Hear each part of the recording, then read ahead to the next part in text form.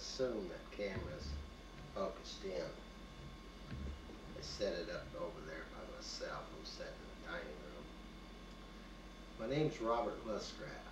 My parents was Nellie and Joseph Lustgraaf. I was born in Neola, Iowa, March 18th, 1942.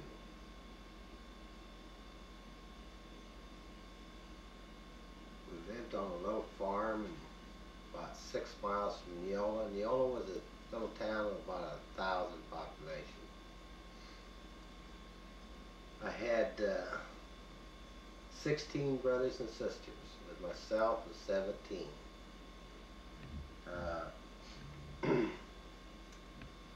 I was born at home. We had an old family doctor that nobody went to hospital in those days.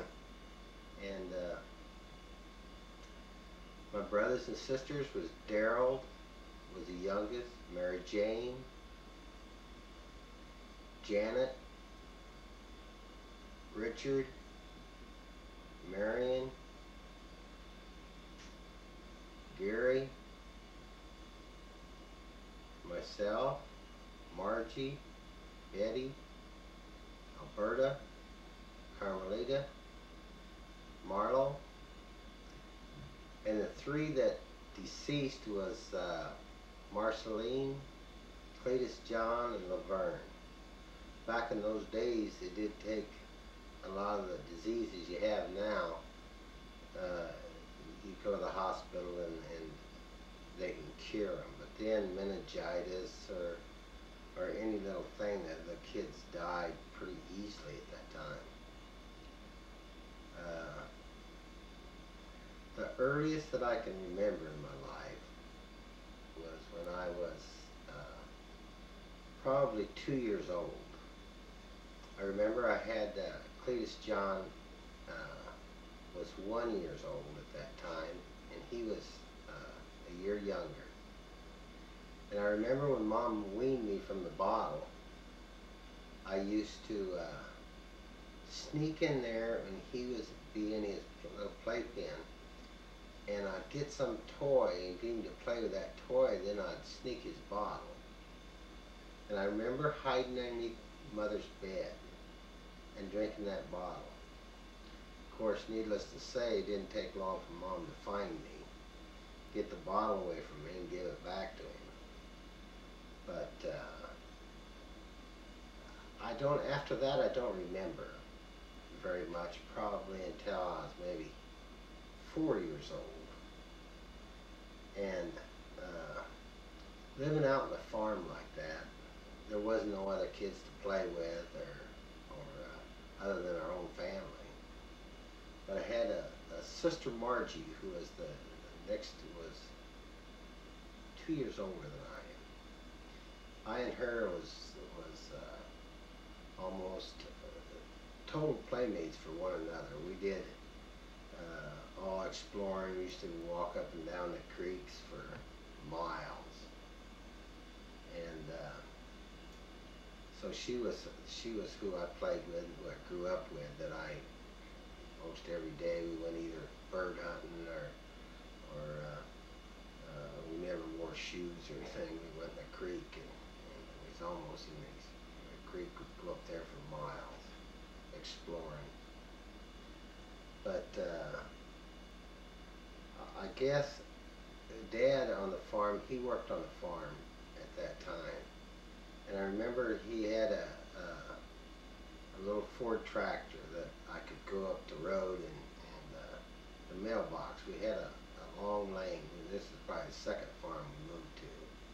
We worked for a man that Dad did, and so I'd get to drive the Ford up to the end of the driveway to get the mail or to haul the hay in. But I wasn't heavy enough. You had to push the clutch in the tractor, so it'd get it in gear for me, and then I could drive it and handle it then all right. Even putting up hay, they'd get me on it, and I could drive it with the hay, and they could load the hay. We did take and pick corn at that time. They had corn pickers. They just come out back when I was probably 4 or 5 years old. But the inrows where they picked so the tractor could turn around, we had a team of horses that we picked those inrows by hand. So I'd get to drive the team of horses while Dad would pick the inrows of corn. That was my horse days when we could pick just the inrows. We didn't pick the fields with that. But I guess after let's see, maybe 6 years old, that I started at school. At 5 years old you started, you had to be at least 5. We lived 6 miles from town. In the winter time now, Dad never had no car or no truck at that time. Of course, Dad never owned a car and a truck till he retired, maybe 60 years later. But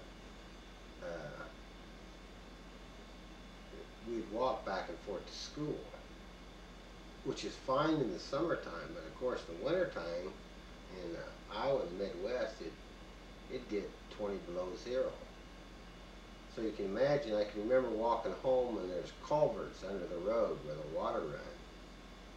But even though there was snow and ice in that, if you get down one of those culverts after a mile or two, you'd get out of the wind. You'd be standing on ice maybe foot thick, but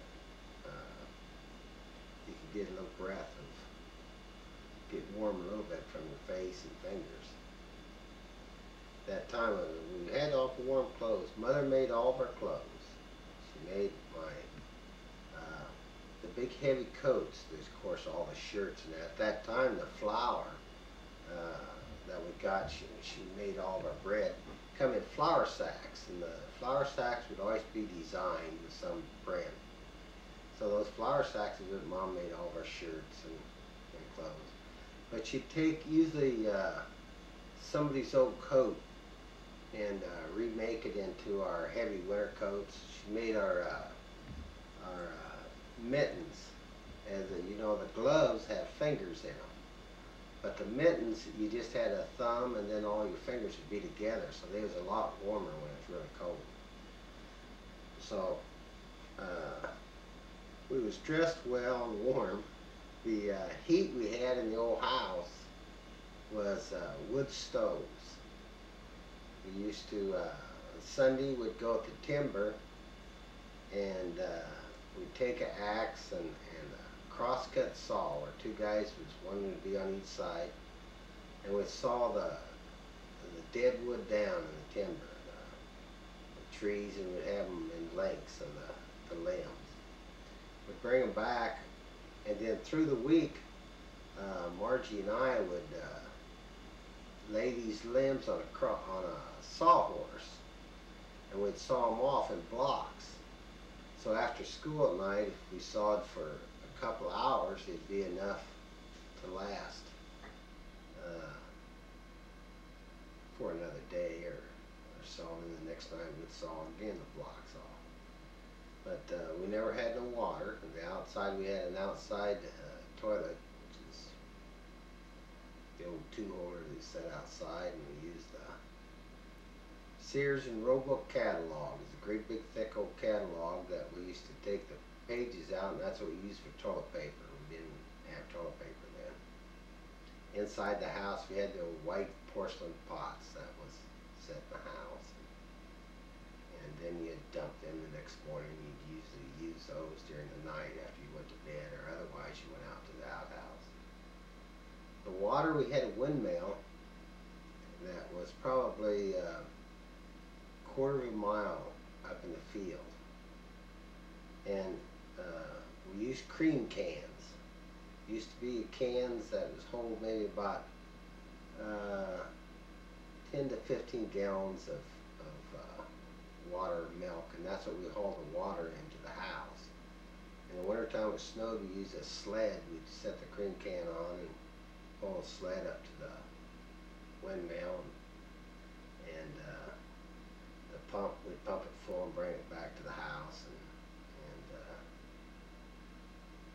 use the water then not only for drinking but dish water, for baths, for everything. So we was hauling a lot of water a long ways. That many kids, you had to be prudent with your water. When it's Saturday night, you only took a bath usually on Saturday night, Friday night, Saturday night.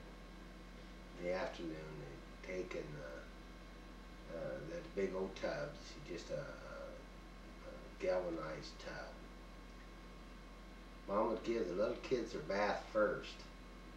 So you'd usually have most of the little kids, it might be 4 or 5 kids take a bath in the same water. I think the older girls, they wanted their own, but you're getting to be hauling a lot of water here, so depends on who was hauling the water.